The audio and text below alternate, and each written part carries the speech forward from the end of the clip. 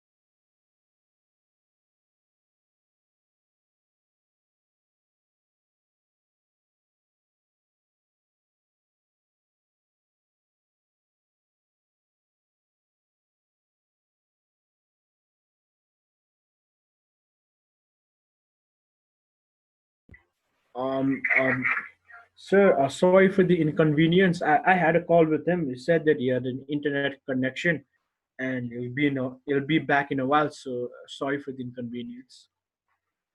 Is it fine? Yeah, that's fine. So the last thing I think the last thing I heard was you were beginning to talk about USA. I paused the timer at 1:40. Yes. If it's also fine, I think, with everyone if you just want to begin again. So up to you. Yes. Can you just repeat? I just could not get your last sentence. So you kind of cut off around when you were beginning to talk about the USA. Yes. Yes. Whenever you're ready.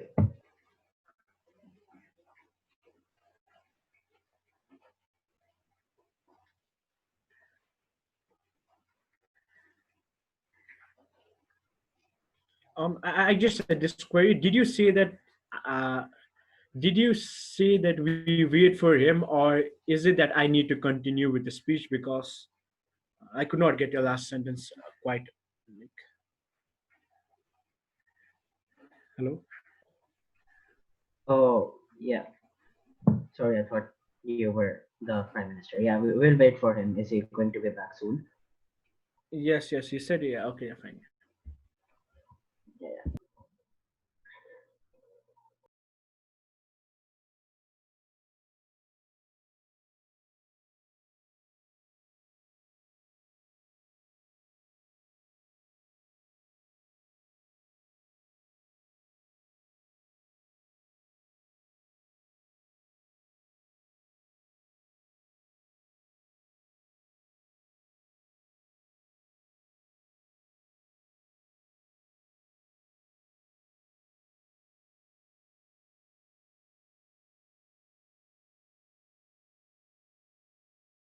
Actually, they're having some construction work due to which my internet got disconnected.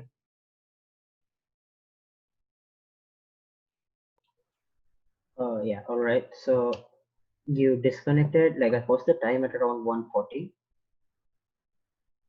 Okay. Yeah. So I posted time around 1:40. I'll restart by there. The last thing I remember was you starting to like make that argument about the USA.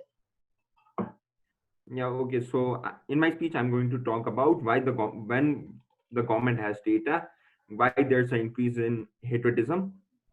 Second, why due to these data there will be a loss of unity in the society, and thirdly, why the root of the society itself will be spoiled. So in my first point, we have seen various government using racial data to actually discriminate and to turn the majority of the population against a certain group of people.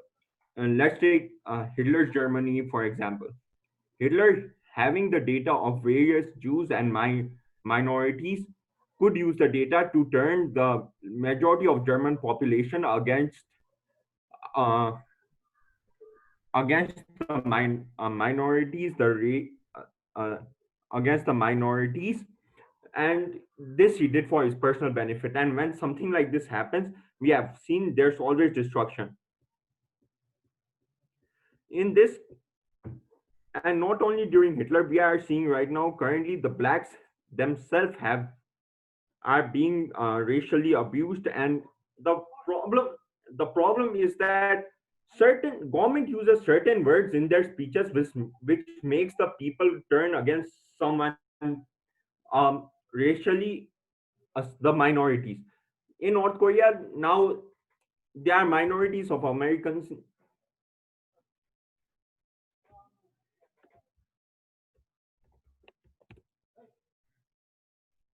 Okay, Yes, so do you really believe that the Germany, the country that is taking the most migrants, is the country that is oppressing these migrants? we can't just talk about the current scenario. We have to look everything that has happened before in the history. In the history, we have seen Germany going against the oppressed groups, and we have seen various other countries currently also going up against the oppressed groups. So now what happened? What Let's take example of India. That what currently is happening in India is there are a good amount of Muslim in India, but they have been proportionally distributed. And now, due to all this terrorist attack against the Muslim and all, so whenever there's a certain attack in India, Modi always blames the Muslim people, and the Muslims and the whole country is suffering because it creates an unstable environment in the country. No one wants to stay near a Muslim house because they are always in a fear of being attacked. And finally, there are high chance of future conflicts. Second, loss of unity. As I said earlier, like what Modi does, what Kim Jong-un does, they blame the minorities for every little thing.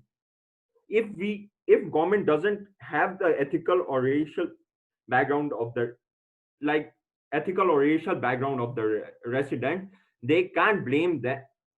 They won't know which person is what, and they can't blame them for their misdoings. They're misdoing in the sense the government's misdoing, which is trying to impose on someone else. Next, the third. is the root of our society's fall. When all these happen, there's no love, there's no happiness, there's a feeling of patriotism that's spreading throughout the society in a large amount. When this happens, the goal of our society, unity in diversity, is spoiled by a very big extent, which is not good. Now, now the opposition may say it should never record the ethical. Now the opposition may say we need the ethical or racial background of the residents to calculate our census and do um, other government works. Well, what the proposition believes is that there are various other ways to calculate census and do the other government related activities. So ethical and racial is just a small part of a big thing.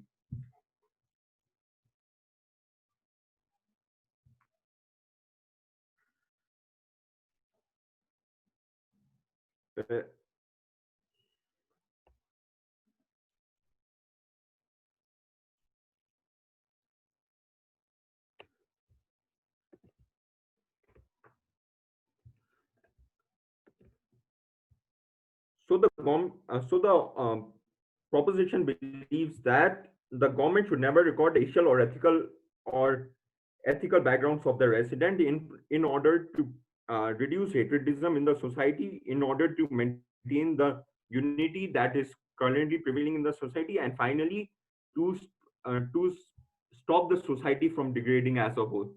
Thank you.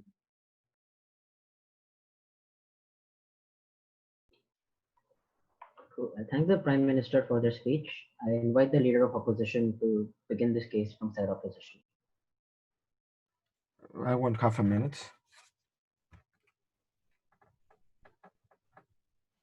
Yeah, whenever you're ready.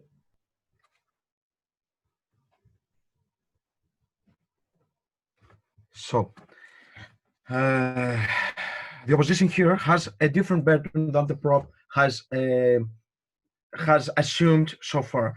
So our burden is that sometimes there is reason to keep record of the ethnic or racial background of the residents of a country, and so on and so forth. And even if this is the burden, even if one reason the opposition presents to keep record is valid, we win the debate. So with the little of rebuttal, in the first argument of the previous speaker, was not proven that the collection of the data is the problem. We accept that there is a problem with social oppression, but we have the view that this is due to the social bias and not due to something that comes from the mere fact that the government have data on the background, ethnic or racial, of the population on the country. And we are also of the view that differences cannot be deleted simply by not recording them.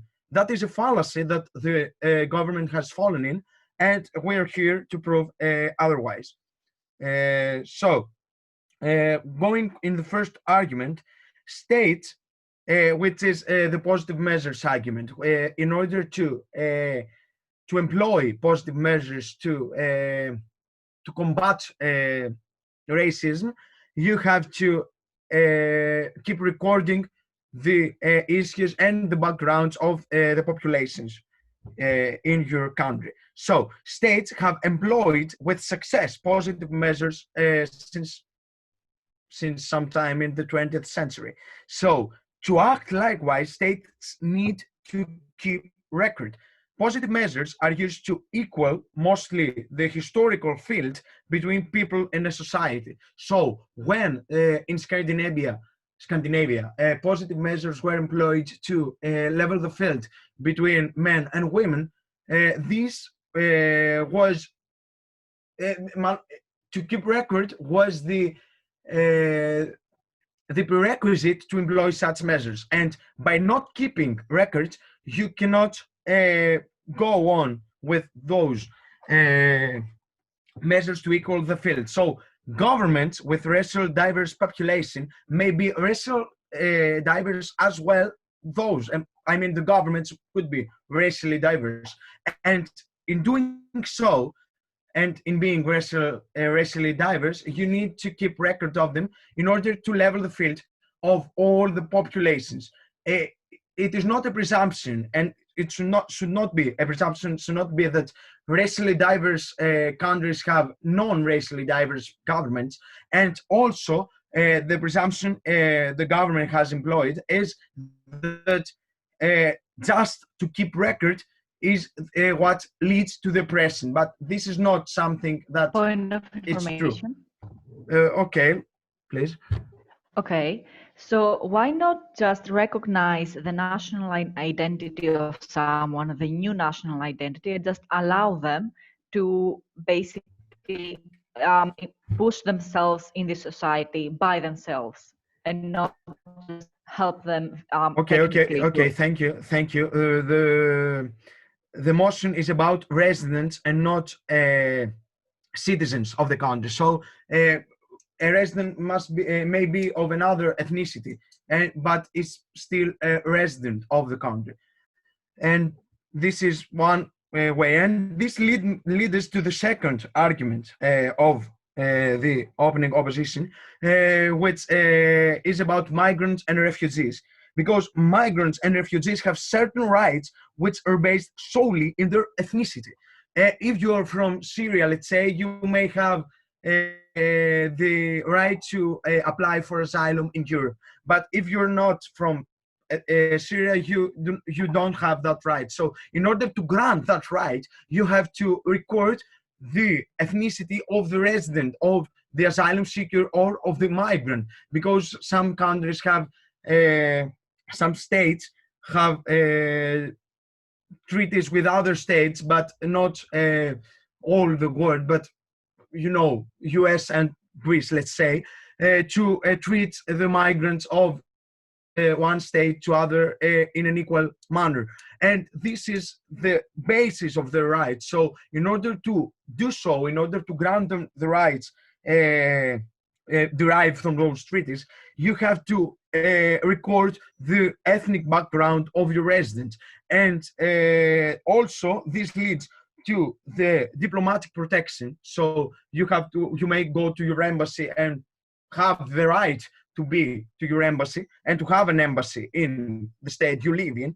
And also states want to know the migrants of their ethnicity, their citizens that are migrants in another state, which are, and knowing so it's easier achievable through the home state recording. So it is easier for me, who am a migrant, to be in a state and to be recording in the state I live in, than to be recording in my home state, where maybe miles away. And also, my co-speaker will present you examples and arguments regarding medical issues that needs the recording of the racial or ethnic background, and also cultural identity that can be protected through this recording. So for any one of these reasons, as I have said regarding the burden of our speeches, for any one of these reasons, please vote O. Thank you.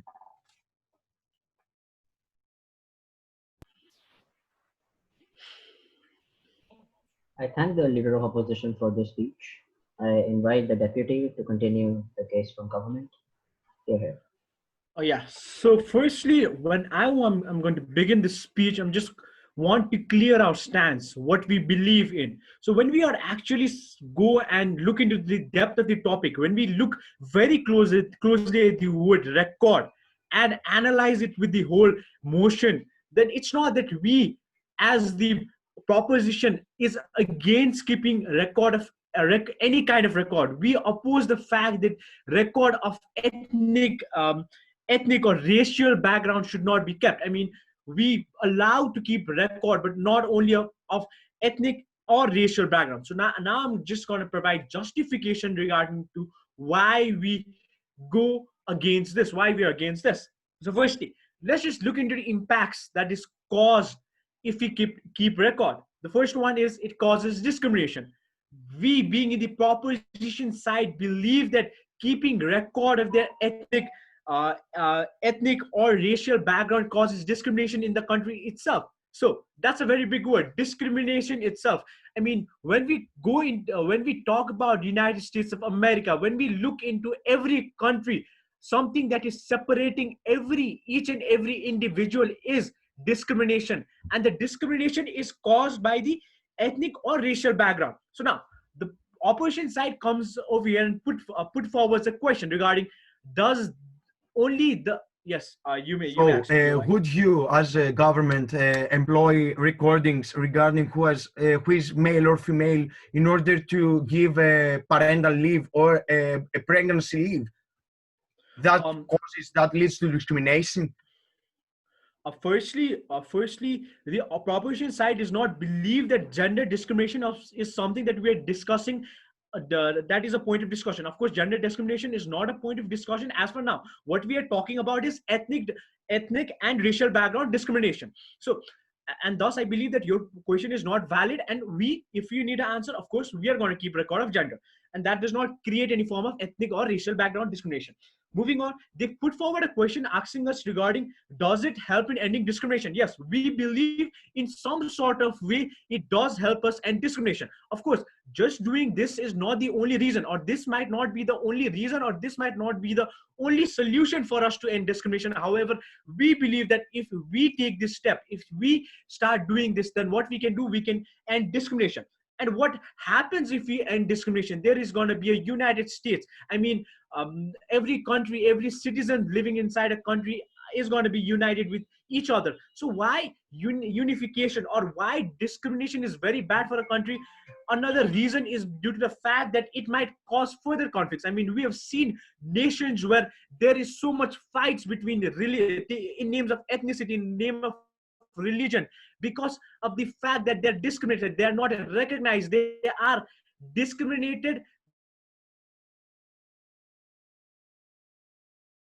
Believe in our side of the house, this burden does not lie. In our side of the house, we do not discriminate, or we do not recognize anyone by their ethnicity. We recognize them by their work, we recognize them by their qualification. And moving on, they come here and they give us example of Syria. They say that when we are taking people from Syria, we need to keep a record of these people. However, I don't feel there is any necessity for us to discriminate this. The very sole reason why we feel that the Syrians are threats, why terrorists are threats to us, is because of discrimination. I would again like to repeat this fact and reinforce this fact that why we have increased number of terrorism in the country might also be the very root reason for this, because of the discrimination which we are creating inside the country. We want to keep these records even though they are not beneficial at all, and only work to discriminate or consider someone inferior or superior in a society. They come here and they say that do anything. They are some people that are applying for asylum, and it's necessary for the country who are taking them to keep the record.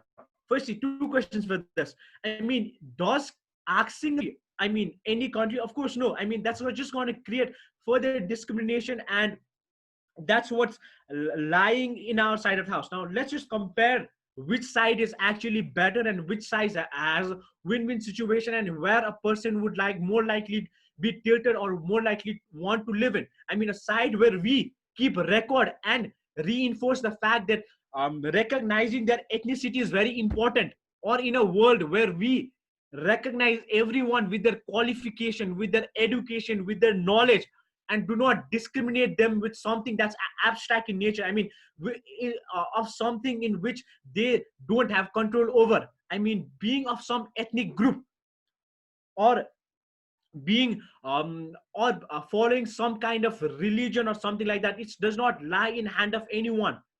It's because they were born like that. However, why we consider education or other thing that might actually be kept record of is due to the fact that it's something that one can do. It's something that can be considered as an area where we create division. We consider one to be superior or inferior, not the ethnicity. So stating this, I would like to state that um, we have rebutted most likely what they have said. And um, they said that even if they provide one reason for them to create a record, then they win this debate. However, the burden still lies in the second opposition speaker, because the first opposition speaker clearly failed to actually address or make us understand the even single reason for us to keep record of the ethnicity. So moving on, I would just like to question one thing to the panel, that is, will keeping the record of ethnicity help in any way? And I believe, of course, no. Thank you. Yeah, thank you for your speech, Deputy Prime Minister. Just give me half a minute. I will be going to the washroom. Also, do you guys like, would everyone requires timestamps if I just post timestamps in the chat as you're speaking? Yeah, be right back.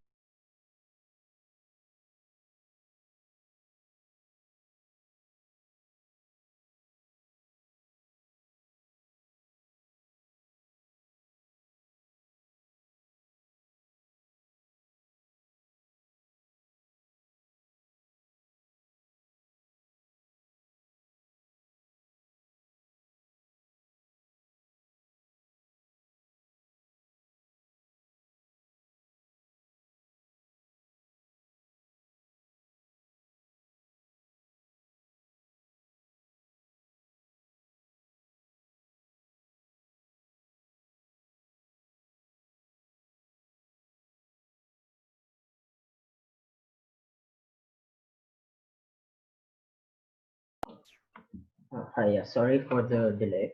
I invite the Deputy Leader of Opposition to continue the case from opposition.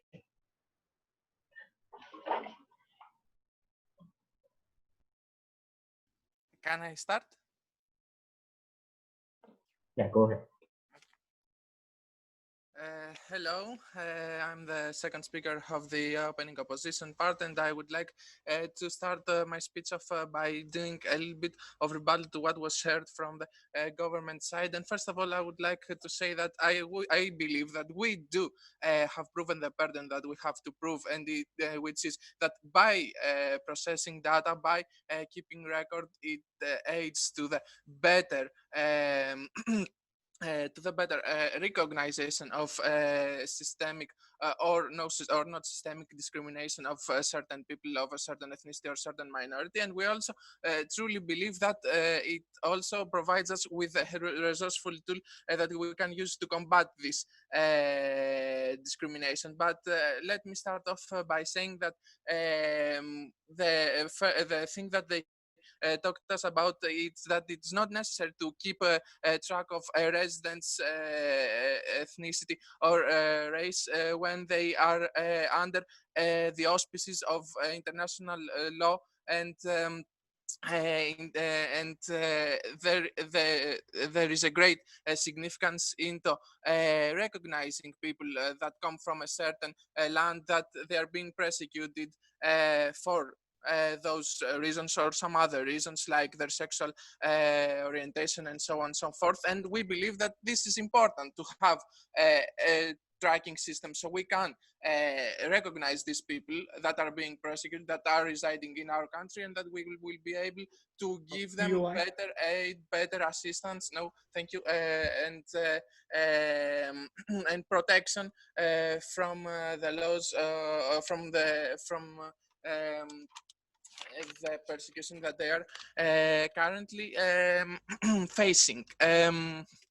So I would like to start off by saying that talking about the data and the great importance that it has in making us understand how a society operates, and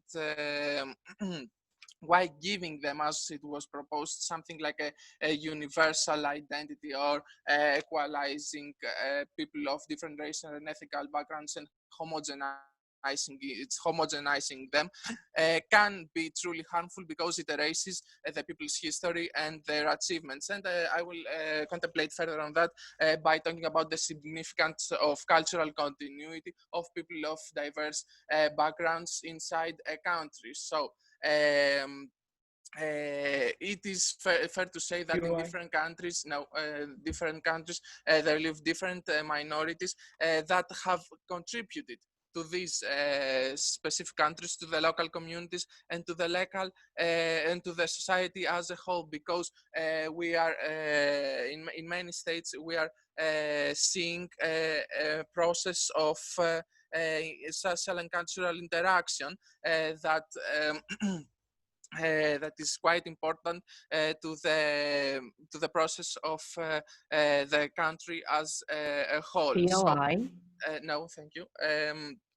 So by erasing someone's identity by not keeping track of their race or their ethnicity, we are practically erasing their efforts and their history inside that same country. If we, for example, take the USA and we say we raise people of Jewish descent, or of Irish descent, or of Italian descent, or of Greek, let's say, lines, we are practically deleting all their contributions to their history, the cultural impact that they had, and also the famous figures that stood out from those people and helped shape what, for example, United States today is, or other countries, because they do play a significant role. And that's POI. what we are saying. Yes, please. Okay, so why do you think that the fact that practically my papers will not say that I am from Syria, I will stop being a Muslim and practicing Islam in my daily life? Okay, well, you will not stop practicing Islam, but you will, but in maybe not in your generations, but in 2 times, 3 times generations, you may not stop practicing the religion, but you may stop practicing other other characteristics of your race or culture, and this will lead to partly losing that uniqueness. And we believe that by this measure that we are proposing, it is better to it helps to better keep and protect someone's cultural identity inside state, and also protecting and helping them be more accepted in the society as a whole, because it is important for people to track their history and feel proud of it inside wider social constructs. And second thing that we would really like to talk about, because it is a little minor but also has a great importance, is the medical issues. For example, by not tracking someone's race, for example, we are also not being able to track their genetic makeup, and the fact that some people from diverse racial backgrounds need for different types of medical treatments due to varying degrees of certain genetic of their genetic makeups, that also calls for different treatments and for different medication to each and every one of them, because of different racial background. For example, the people of color in America have to take different pills for their heart problems, because they have different levels of certain they have a lack of, or an abundance of a certain protein, and so on and so forth. Therefore, I would like to end my speech by asking you to propose what we are supporting, because it is the better way to protect the minorities in a country. Thank you very much. Thank you for that speech. I invite the member of government to begin the case for closing government. Here. Hello, give me one moment, please.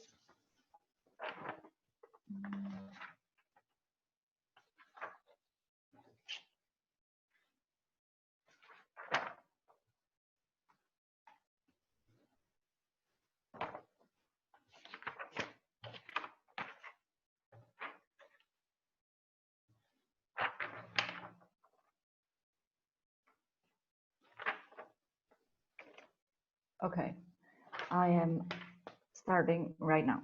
Okay, so ladies and gentlemen, OG talked to you about racism. What we're going to talk to you about is national unity. We're going to give you, we're going to provide you with actual mechanisms on why, how we create national unity and how we actually battle racism through it. We're going to give you better modern day examples, practical examples of how that happens, and also better understanding of the problem at hand. But before we talk about that, I'm going to start with some of my rebuttal. What we heard about from OO before is one, about employing positive measures in order to battle racism. For example, women and men in, I don't know, Sweden or whatever.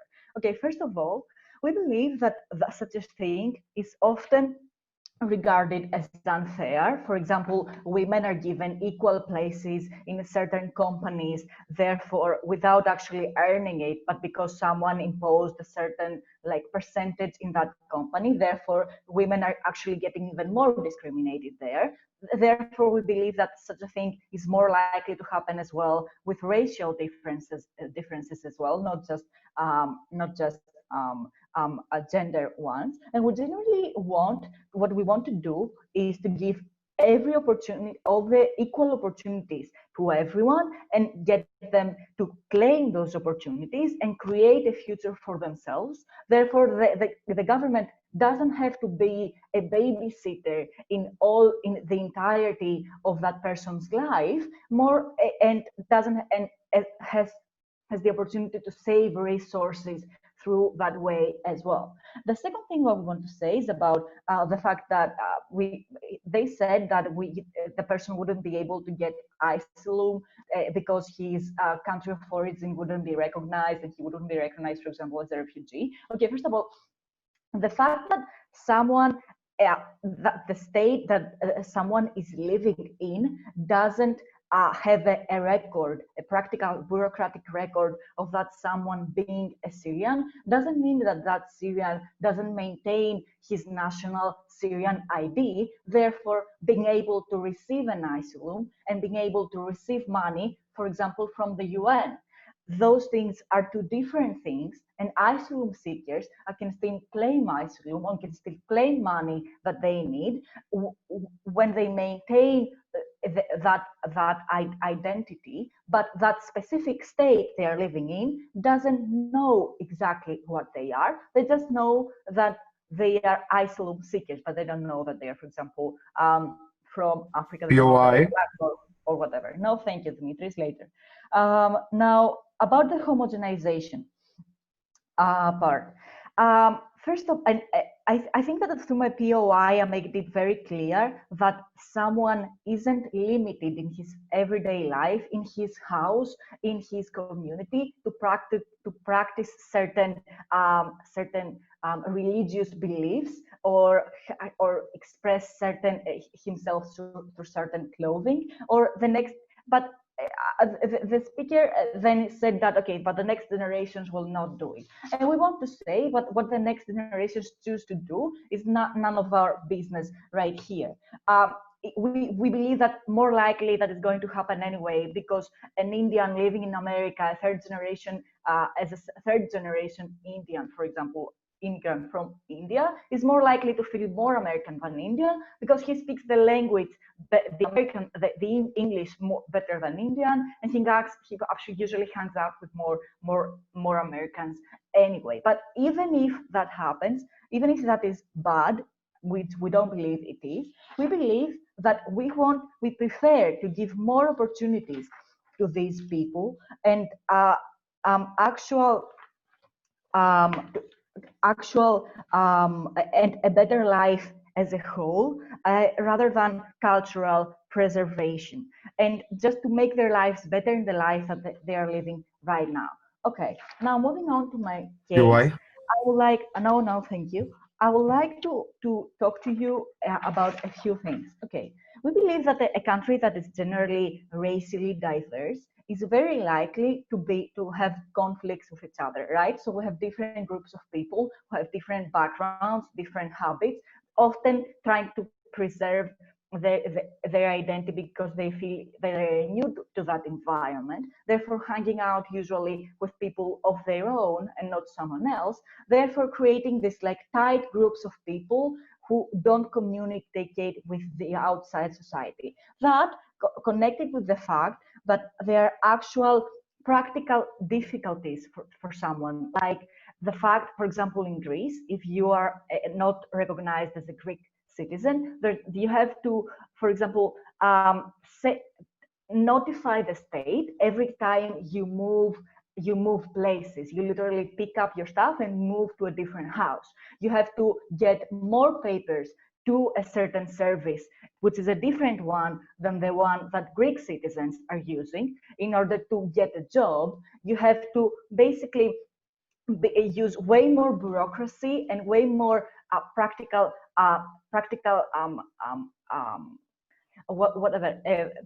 difficulties in order to get where you are. Yes, thank you. They just gave me a PY. Dimitris?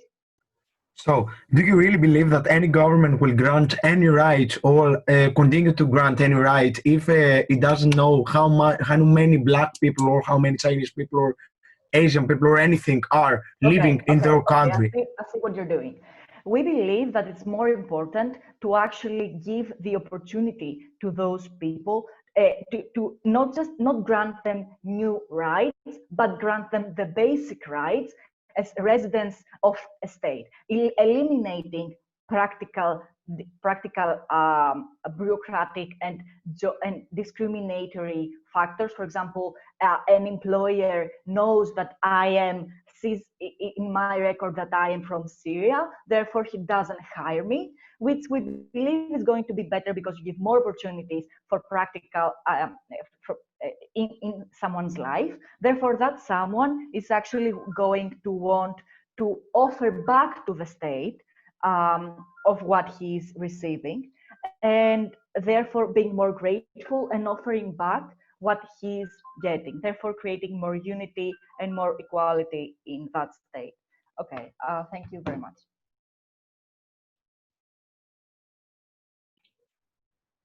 I thank the member of government for their speech.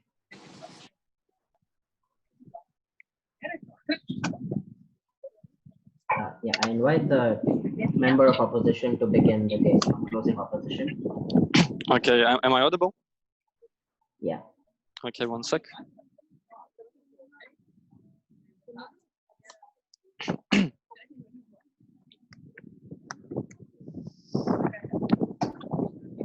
Okay, so today we believe that the most of the people are really empathetical because it is they don't want to feel bad and don't want to think about them as a bad person, because we have some societal pressures and narratives that are saying that you have to be a good person.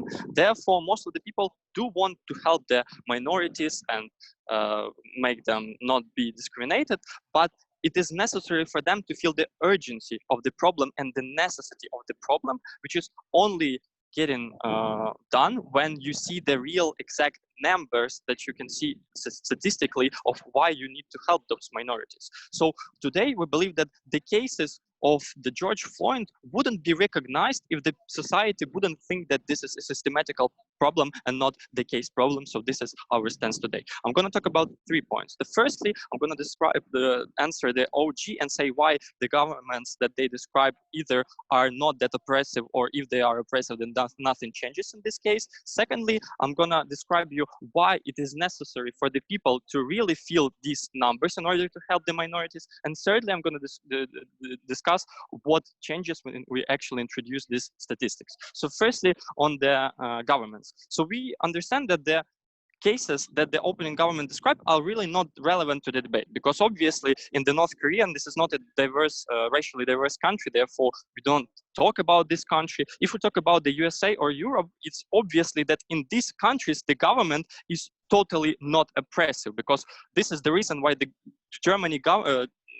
German government actually takes a lot of the migrants to their country, or because in the USA we have lots of affirmative action policies. So what might be the problem in those countries is the people that are might be somehow discriminative, or they do not understand the problems of the minorities. But are not the governments. And so if we talk about the oppressive governments like the China, then obviously in these cases nothing changes, because they're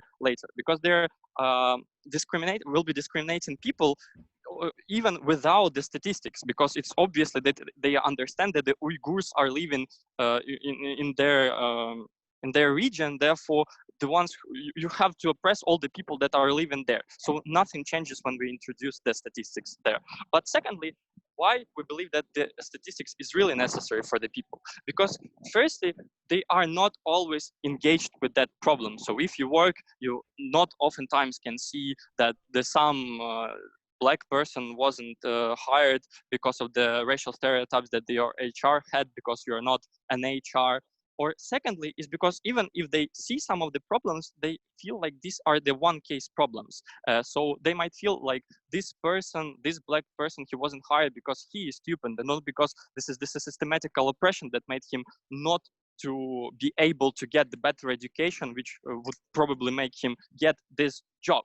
So these are the things that people cannot see when they don't see when they see only the one case examples and not see the whole picture. So why it is problematic? It is problematic for three things. Firstly, is because the parties do not want to include the problems of these minorities in their agenda, when basically none of the society really wants to help those people, and because they do not feel like they need to help them, because they don't see those problems. But secondly, is when the people do not understand these problems, they don't want to vote for resolving these issues.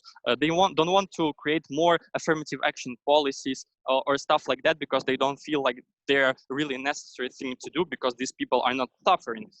But thirdly, it also means that they are not donating to the BLM organization or other organizations that help minorities for the same reason. So what changes when we introduce the statistics? So please note what these statistics means. It means that we can now take the information I will take later and understand what are the problems of these minorities. So for instance, when we'll have the statistics that most of the people that are not getting hired are the black ones, and we can see that lots of these people are not getting hired. This is where we can really understand that these people do have some systematical issues.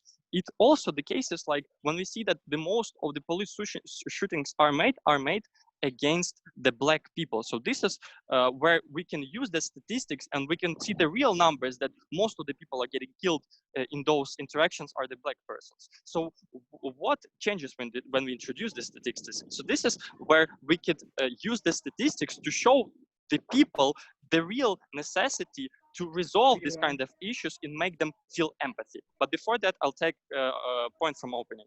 Yes, firstly, you talked about this. However, we've known that racism is bad since very past, and statistics were taken, and we still know that it's bad. However, it has not been able to be eradicated. So how can you prove that in your side taking statistic will change the status quo when it has not for so many years? I understood. This is my point, but I've also already described to you why one case issue is not something that people feel like they have to resolve, because this is only one case. It is not a systematical issue. But what changes on our side? So firstly, we understand that now our people are able to feel lots of the examples of the people suffering, and already with that they can see the real for instance, in the media, in the newspapers, they will see the real stories of the people suffering. But the comparative here is that they will now be able to extrapolate that one story that they've seen of George Floyd, for instance, to other racial minorities and see that, okay, this story of George Floyd is happening oftentimes it happens like every day, and therefore lots of the Black people are suffering from that. So this is where they can really feel the empathy and the necessity to actually donate the money or to vote for those people, because they now understand that this is a massive problem that affects lots of the people. Therefore, if it affects lots of the people, this is where actually people start feeling empathy towards them, because they do really want to help them. But secondly, this is where the parties do want to engage in politics and to promote the policies that help those people, because now they can see the great amount of people who are suffering from that. Therefore, this might be a great electoral base for them to get voted. So therefore, it is now it wouldn't be only the one party who tries to promote the anti-discriminational policies, but also lots of the other parties which do want to get elected because of these people. And this is only possible when they see the real statistics and the amount of people that are suffering. So for those reasons, we suppose. I thank the member of opposition for their speech. I invite the government whip to close the debate from side government.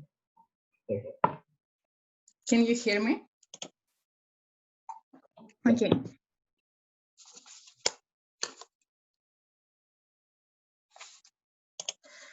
So basically, here's two main questions in this debate. First one, how we can to improve the lives of those residents, and the second one is what is the role of government to protect civil or national identity?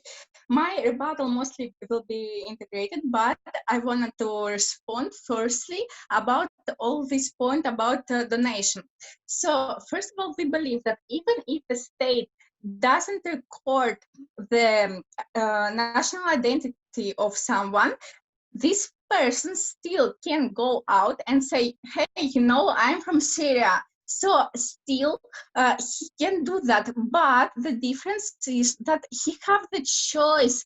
And as my partner and the government side explains you, most of those people are oppressed, so they simply don't want to go and to tell about this. Most of them have so many problems, so their life will be much better if nobody will learn about their national identity. So the first question, how we can to improve the lives of citizens?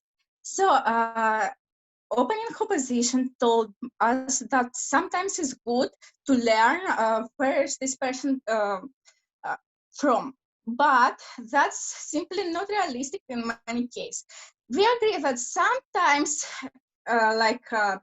government maybe can do something good with those cities, to those residents or whatever, but we see another reality. We see that in many cases right now in the status quo, when we are talking about racially diverse countries like Sri Lanka, what happens is that those groups is just fighting. They have many problems which based just because of their national identity. So firstly, this about fighting, and secondly, they have less opportunities. They can't take a good job because an employee prefer to hire some person from majority. So we believe that this is much more realistic than to think that something may change. As the CEO told us that in this way we can gain some statistic and we can understand the problems of those minorities. We believe that this is very different just to understand the problems of minority and go and solve those problems. We don't care too much to just understand maybe about some problems that we don't sure that we can do that, but even if we can understand some problems, we want to go and solve those problems and improve their life right now, not to just have those statistics and do nothing. So nobody on the side of opposition doesn't prove us why, when you understand some problems, you go and solve this. We think that this is a large logical gap. So, yeah, okay. Okay, also, they told us that even without the recording, we still will have some problems and fighting and discrimination or whatever. Not because people will not know where is this person know. CEO told us that we can understand that in some way, for example, because of the region where these people live.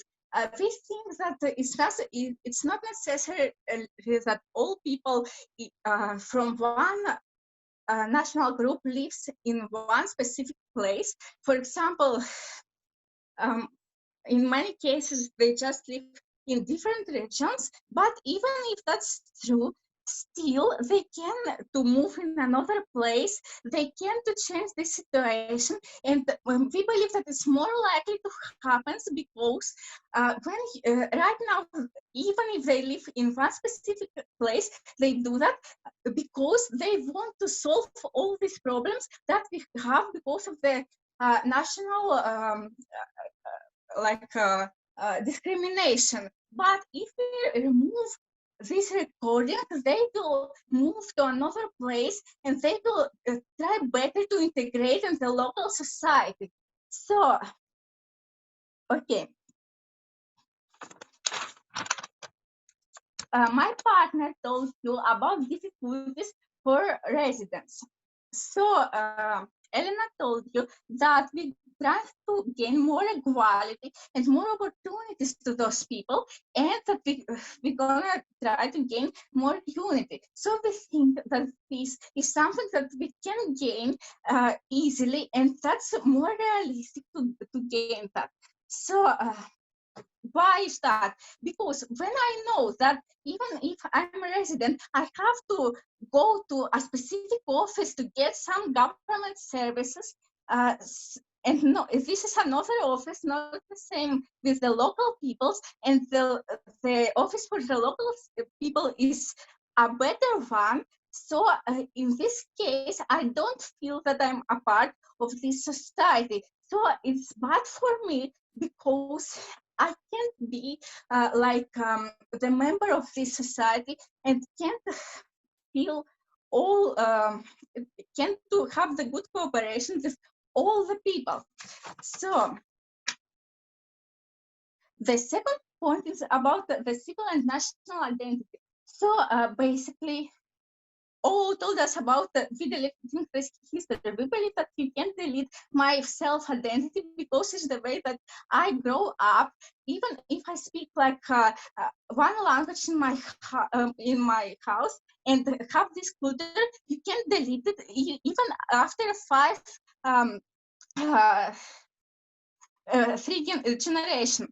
So I stopped to self-identify me in that way only when I stopped to teach my children that way, not when a government stopped recording me.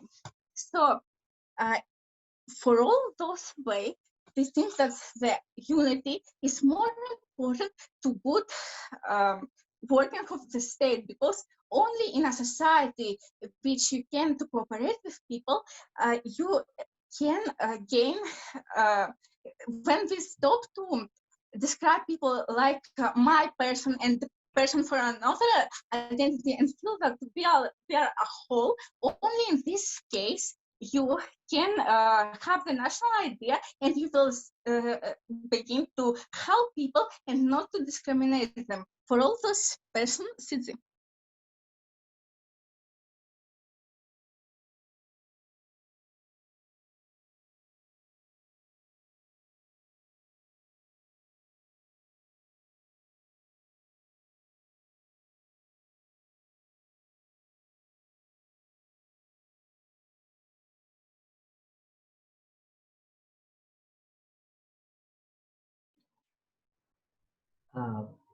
Hi. I thank the government whip for your speech. Please note that the time is 7 minutes. So while I will not stop you because I feel that that's a bit rude, I will stop listening and writing after 7 minutes. So everything you say after that will purely be for your own self. I would really consider that part of my work. I invite the opposition whip to conclude this debate. Here. Hi, do you hear me well? Yeah. Okay, thank you. One moment. Okay, records and statistics is the core thing we base our decisions on. Fighting discrimination is a process that requires immense incentives from both people and political capital from parties. Therefore, our case and all the things that my partner brings to you regarding how the statistics creates incentives in people and creates incentives for parties to make the problem existing in their agenda actually something that brings problem to the resolution. This is not something that is explained on any other side of the house. First, let's deal with closing governments and their case regarding unity that brings our the problem resolution. It is important to understand here that the CG themselves describe the problem of discrimination as lack of communication and existence of conflict. And they're actually correct about it, because when people are discriminated, probably they do not communicate much, they do not face the issue that much, and this is something that is also brought by my partner. This means that actual unity cannot be built on their side of the house, because in order to be united, you won't feel this unity unless we create incentives for people to communicate with each other and to feel the pain of each other. Sorry, a bit later. Therefore, and in order for you to communicate, you need to feel empathy and you need to know about other people's problems. Therefore, all the consequences that are built upon the presumption that actually people would feel united just because they won't have the record of somebody race do not work unless they explain to you how this communication and empathy will be built without any knowledge of other people's problem. Also, it is important to recognize that they completely ignore all the analysis that my partner brings to you regarding the reasons why people do not consider other people's problems as important ones, because they just either do not know about them, or they perceive this to be a single issue problem. Therefore, unless closing government and both opening governments prove to you why actually people would care and would make problems being resolved, they win, sorry, later win this debate. Also about people who don't want to help. We believe that if people want to help and they want to communicate, they would do this on both sides of the house. For example, they would take this person for a job in case he is black and won't discriminate him, yeah? Or they would hold other people accountable in case they break the rules. However, this is impossible only in case people feel this empathy and know about the problem's urgency. Here, it is also important to understand that we do agree with opening government regarding the fact that actual discrimination is something horrible we would like to fight with. However, all their problems that they describe and the resolution that they bring is quite marginal, because they say to you that these records create discrimination. We believe this is not the case, and Roma explains you why. First is because the problem is actually in the heads of people. You cannot just hide the fact that you are the black in American community, or you are the women of color in any other country. Therefore, all the reasons to discriminate you on any of the features would still exist on their side of the house. Therefore, even if we do not have these records, the issue they would like to resolve is not getting resolved. And also, it is important to understand that actually government would not have any possibility to create any resolution on their side of the house, because they would just exist in vacuum without having no knowledge regarding how important the problem is, how many resources we need to dedicate to this problem, how many people suffer from this problem, and how these people actually suffer. This is only possible when we have these records and when we can gather all information in one place. It is also important here to understand that closing government asks us why people would want to resolve the problem in the first place. And here they completely forget about the analysis brought by Roma, that actually nature, sorry, people like help others because we can feel other people's sufferings. We see the video with George Floyd and we feel his pain. This is the reason why people actually went to protest, because they feel empathy towards this person. This and here is where the importance of all these numbers comes into place, because when you see the story of George Floyd, sorry, and you also read in magazines and newspapers regarding the fact that actually there are millions of Black people in America, you think that each of these 1 million could feel the pain of George Floyd. And here is how opportunity cost is built on in your head. You now know that you can go and donate $10 to Black Lives Matter and save lives of millions of people. You do not consider it to be a single issue, and the urgency of this problem rises in your head. This is the moment when you prioritize this problem over your own problems, because you know how much a lot of people suffer on our side of the house. Unfortunately, this is not possible on their side of the house unless they explain to you how actually people would be able to prioritize the problem. Pure wide opening.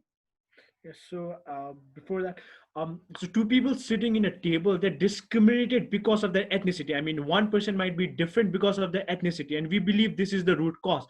So eliminating this, we believe, will help in some way. What do you think?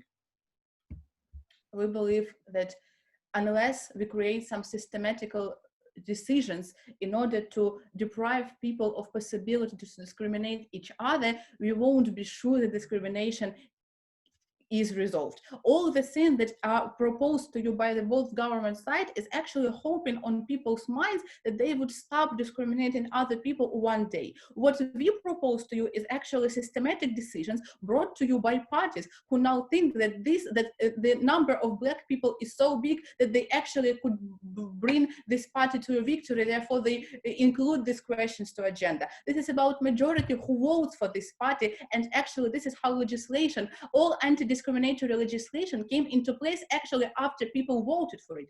Therefore, and we believe that the execution of discrimination of legislation is more accurate thing to do than just hoping for people. And here it is also important to understand that opening opposition just show you why these records are prerequisites to have some preferences in your life, and also they bring to you some sort of thing about asylum that is not relevant to this debate. Only my partner explains to you how the systematic problem of racism and discrimination that exists in our society could be enforced and resolved only by people feeling urgency of this problem, voting and donating for these issues.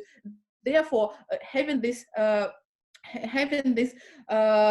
numbers in our heads actually help us to resolve this problem, and actually helps people to feel more empathy, to take people for job, to stop discriminating them on a domestic level, and actually make the life of all people in the society better. Therefore, we ask you to vote for closing opposition.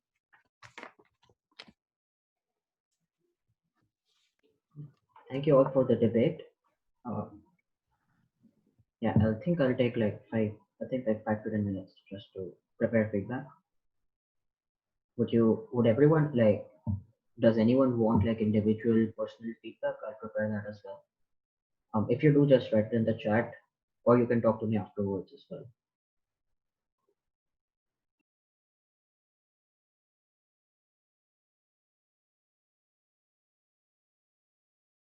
So he's not going to be part of this. So CEO is also here, but my partner had to leave, therefore I would be the only one from team. Yeah, all right. Are you guys fine if I give the verdict, or if I deliver feedback without them? yes.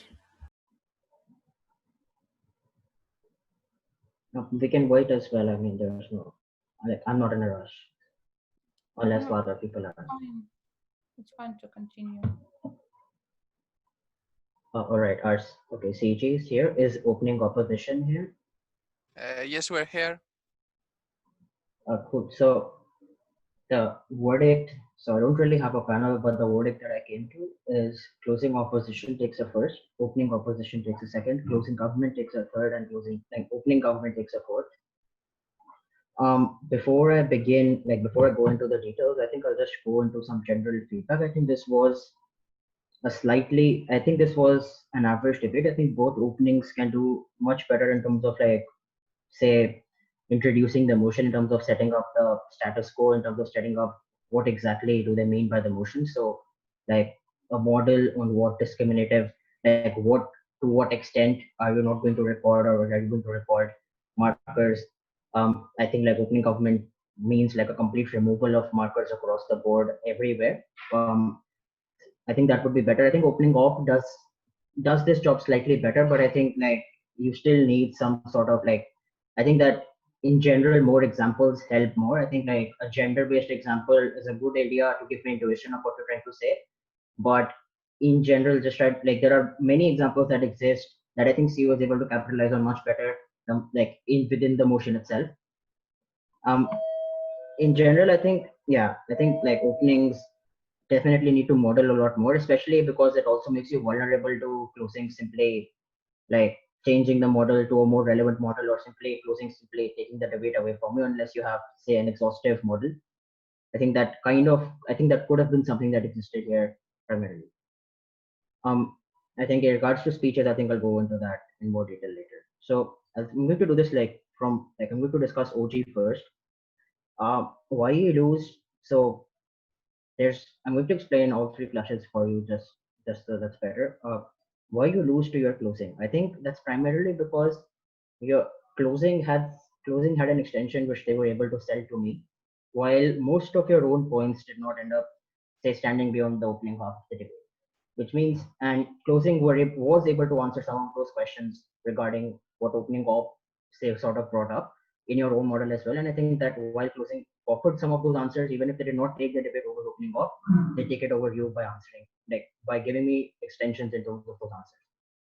Why is it I get 2 points primarily from opening off? This is two case lines. A is a restrictive case line in terms of telling me that violent governments who are out to discriminate upon minorities now have lesser means to do so because they have lesser information about those people. I think while this argument is fair, to impact this argument, or to say at least give me some sort of metrics so how I weigh this argument within the debate, I think that is definitely needed when you're starting to restrict the debate. Which means that in terms of how does data help governments oppress people? How does data help governments?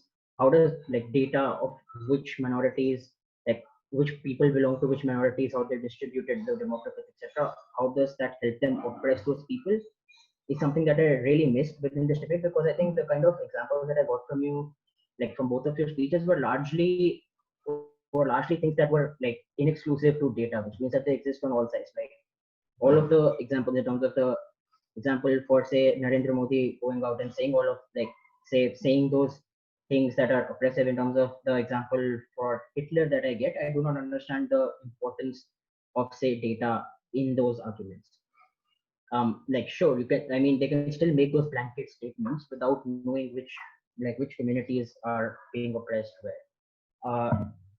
Secondly, so yeah, I think that on your secondary argument, which was largely a principled argument, I feel, because you never really chalk out the implementational details, or you never really chalk out the practical impacts of that argument, is that discrimination relies on these markers, which means that discrimination from the government relies on say markers that exist between people. I think because, and understand this, right? Because this essentially becomes from the point of view from the government, because I literally get this rebuttal in leader of ops first speech, and this carries over to CEO as well, in terms of them saying that you cannot erase these markers simply by not recording them, which means that on the ground people are still going to feel these markers, which means that people still know that you're a Muslim through whatever metrics that exist for people to see them. I think here should have given examples that would have been better. Simply stating that this does not delete isn't as good of, or isn't as convincing. I think CEO does a better job there, but in general, I think I still get this rebuttal. I think insofar as that you lose to your closing because at least they give me answers here, something that will come to in a second. You lose your opening because you're never able to answer this first line of rebuttal that they give me in terms of how do you eliminate discrimination even if you don't report that data, because discrimination is largely on the ground, or those like on the ground discrimination won't really get solved. The only discrimination that you can solve then is that the government using that data, and that needs to go beyond say blanket statements, which I get through your example, right? You need to tell me why how the governments use that data to say pinpoint minorities, or to say pinpoint some sort of policies, or some sort of like you need to give me some sort of mechanisms as to why those governments like why people from minorities face that discrimination. Yeah. So coming to why I think it's like I think coming to why CG takes it over you, like it is, and see why CG also takes it below opening off and closing off. I think I get like mostly I think like the extension that I get from CG is four. A is that there are A, and this is say your larger extension in terms of wanting say national unity and reducing differences between people and wanting equal opportunity. And secondly, just the practical aspects of to it, right? That's the practical aspects that you talk about. I think primarily you lose out to closing off here because they are able to very clearly tell me why your national unity will never come about. Primarily because you're never really challenging the root cause that you identify yourselves, right? I get through your speeches that these people don't assimilate well because they share a different language, a different culture. These people don't like these people these people don't really associate with this culture. There's something that exists like between opening up and closing up as well. Which means that the moment you take away these discriminative markers, while you lessen the practical problems that you talk about, the existing sort of narratives that exist in terms of the existing oppression that these people already face, that does not go. What do I mean by that? I think your first rebuttal to opening up was that the the affirmative action is also largely discriminative, or is given a discriminative, like it's looked at in a discriminative manner by the majority, which means that even if women get those jobs, women are treated as individuals who get only got those jobs because of the policy, not because they were capable individuals. The problem that I have there is that on the comparative, and this is where opening up sort of begins a debate. This is where I think all the other three sides sort of argued is that like discrimination does exist, which means that women are like inherently sort of facing these barriers that men are not facing. At least affirmative action in opening op's case helps bridge those barriers. If you argue that like there's a cap, like I can say give value to that argument in terms of there being a caveat to affirmative action that those some of those barriers still exist. But I still think that on the comparative, like the barrier reduction is higher on off edge.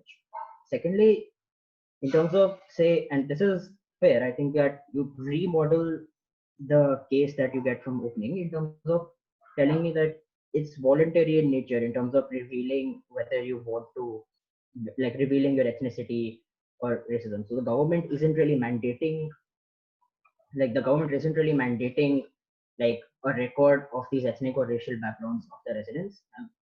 But if like asylum seekers can definitely approach the government by stating their ethnicity, and these policies will still exist. They just won't be like the people who want to apply to those policies apply themselves. This I'm not sure how fair this is, but I think that your closing off kind of lets you get away with it in terms of not really engaging here.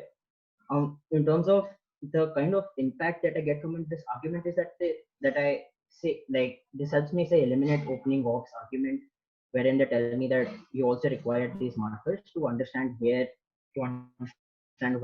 like you require these markers to understand which people simply to help most people. Except I'm not sure except I'm still not sure if except I'm still not sure because the only way you give this to me as a rebuttal is you give this to me to the asylum Syrian example, like the Syrian people seeking asylum example. This could be a broader argument, this could be a general frame.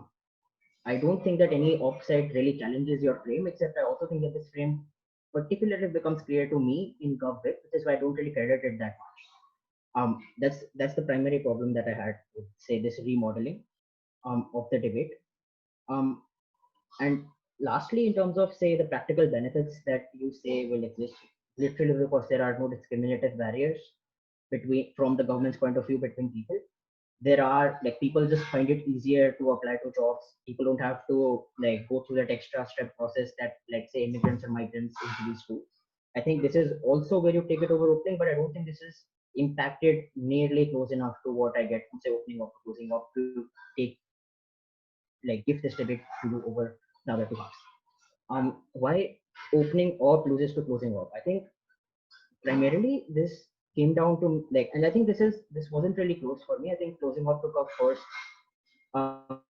very clearly in this debate. I think that happened because I think in opening up, the kind of affirmative action you talk about is very mechanistic in nature, which means that you tell me that the more data you have, the better positive policies you'll be able to make. But I think CEO is able to target, like is able to give me a stronger argument by telling me that as long as you have data, you're also able to incentivize like positive actions, or you're able to incentivize the majority people to empathize with the minority, like and like support causes such as Black Lives Matter, etc., through this data, which means that they tell me that you have like real data to prove the kind of like as long as you have real data to prove the kind of inequality that exists in those countries, you can rally more people to your cause because right now most of the people in the majority, because they never feel that oppression, they don't even believe that it exists, or they don't really, or they at best they believe that these are one-off cases that happen. This isn't a systematic problem.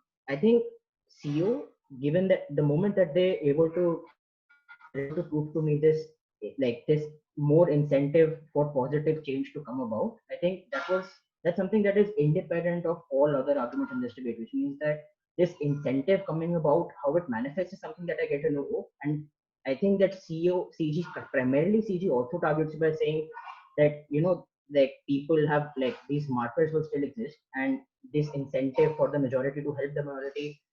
And this is where I think you also sort of naive yourselves in CG.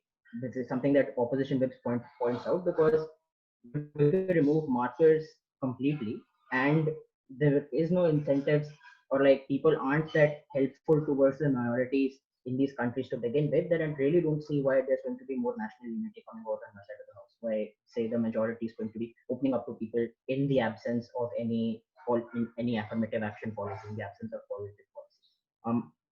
So yeah, so primarily OO loses out. I think all three sides lose out to CO because they give me a mechanism through which there is more better, like there is a mechanism, there is incentive for policies to exist that help out the that will help out people who are discriminated and help out the minorities. Yeah, I'll take questions.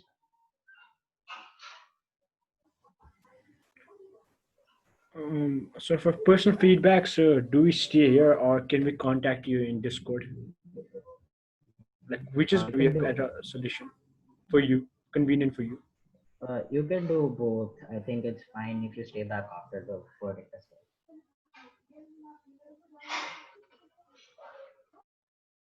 well. Okay. Like, if there are any questions on what otherwise, then move to say personal feedback. I'm good. I don't have any questions. We can move into personal feedback, I believe. Yeah, our OO and CO find it good. No problem. Yeah, okay. So in terms of personal feedback, I think I'll go speech by speech. In terms of the Prime Minister's speech, I think it's sort of fine in terms of where you begin the debate, but I think I definitely need more. Definitely need more modeling in this debate, especially from opening government, because we're going to be challenged in four speeches. So if you're going to like, you could set up the model that CG set up, and if it's like, say for it, like you lost out to CG because they simply had a better model, or simply like mechanized some rebuttals away. What you also can do is you can talk about why, like in racially diverse populations, and this is like you sort of assume that governments are out to get people, right? The governments are out to discriminate between minorities. And I think the examples you give are good examples, except you never really explain to me how they come from data. So the migrant example in that sense is especially like the government blaming minorities example is like government simply blaming minorities. That happens because governments are there to stay in power. Governments want to pander to say vote banks. Government want to pander to say the majority, the kind of discrimination that exists in especially in racially diverse populations.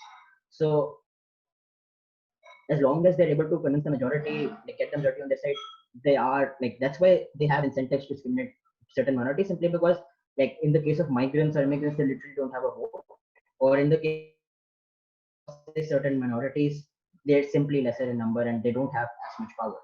So tell me why there always exists, or if not always, but there exists like government incentives to sort of fuel this racial hatred as well. I don't think you can simply run with that as an assumption, because if you run with that as an assumption, that limits your debate to only countries that will do that regardless of whatever the situations are in those countries. Secondly, I think in terms of the prime ministerial speech, I don't think I got some parts of what you were trying to say. So if you tell me that, like, the only thing that I got from, say, your example in terms of telling me that Modi is able to say that, like, because communities are largely divided across areas, Modi is able to get away with saying, like, blaming the minorities. I think the kind of conclusion or the impacting that you want me to understand from this argument isn't something that I really easily get, or isn't something that was clear enough for me. So definitely go into more detail about what is the sort of like argument that you're trying to make here. Maybe say flag them beforehand so this argument like this example makes more sense to me, because like I think what you were trying to say here like proportional distribution would be linked to say data or say how governments are using data, but I don't think that you ever point that out very clearly, and I don't think that I get that from those speeches. And I think that would have been helpful because, as I said, like you guys lost out because I never really understood the sensitivity of data in your speeches. For your deputy, yeah. Before you move into the second speaker, can you just brief out regarding why we lost? Because when you were talking about Operation Opening Government, I mean, my connection was lost and I could not listen to it. So can you just briefly, I mean, not everything code by code, but just two, three important things that you would like to improve us, like, yes, some key ideas.